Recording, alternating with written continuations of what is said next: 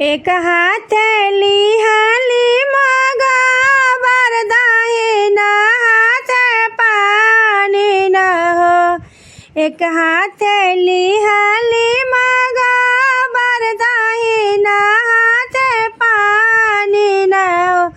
सासू कवन घर हमली पिही मन मोर व्याकुल मन मोर व्याकुल हो।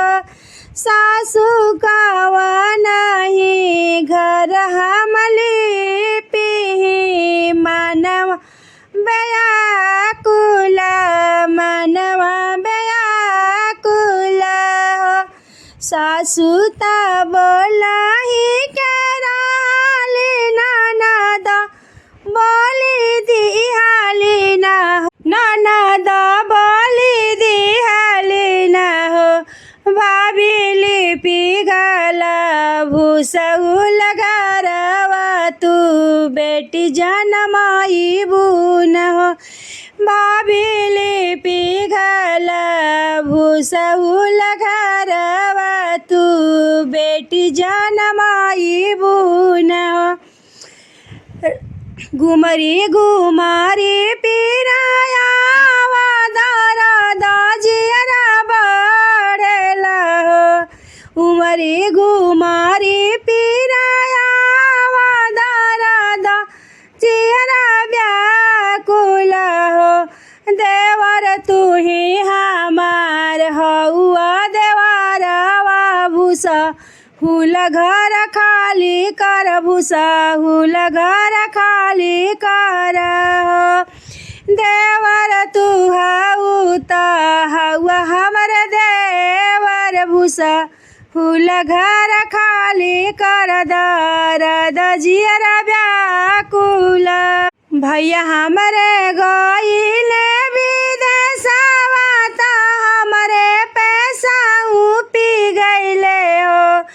भैया हमरे गइला विदेशवा त हमरे पैसा पी गइले हो। मम्मी कवन करन भाभी कइले भूसा हुल घर साहू पा भूसा हुल घर साहू पाइया।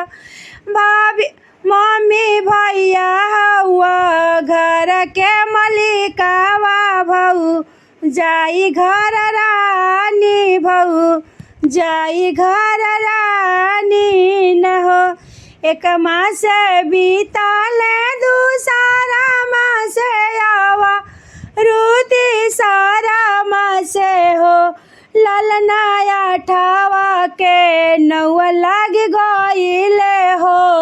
रीलवा जनम ले हो रीलवा जनम ले हो। सासू ताया वेली गावत ननद बजावत हो।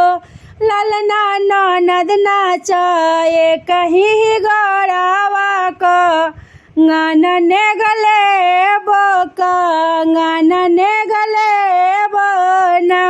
कंगन लिहा मोर नाउनिया ताया उरे धाबिनिया न हो। कंगन लिहा नाउनिया ताया उरे धाबिनिया न हो। ननद काल के बोलिया याद कर करे जा बोलिया सालेला हो।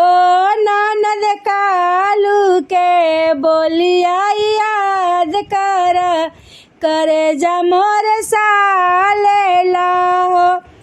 रोवत बिला खतना नदिया दुआरे चली जाली न हो। रोवत बिला खतना नदिया दुआरे चली जाली न हो।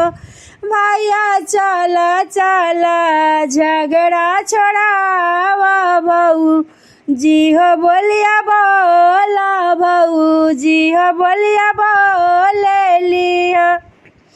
दुआरे से आवेले राजा पितर